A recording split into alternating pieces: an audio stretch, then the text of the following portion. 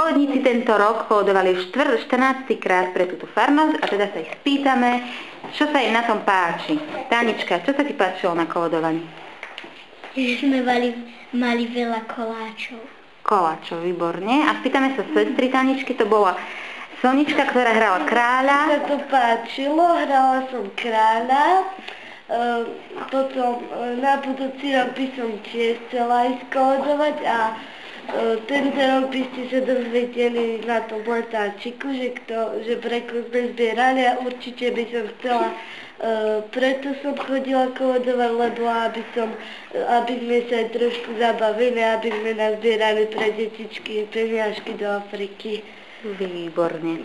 A Paľko, ty by sa čo páčilo? Ty už si kolodoval viacej rokov. No, prečo ťa to stále baví?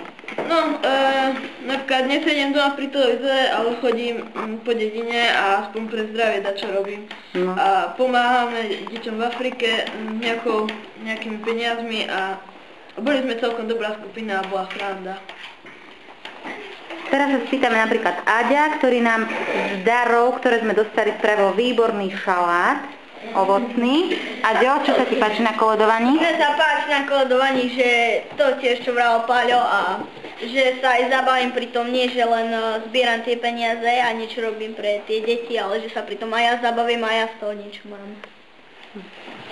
Najstaršieho koledníka z tejto skupiny sme mali Adama zo Bzovskej Lehôdky. Čo sa tebe páčilo? Čo tak páčilo sa mi, že sme pomohli tým deťom, pre ktoré sme zbierali peniaze.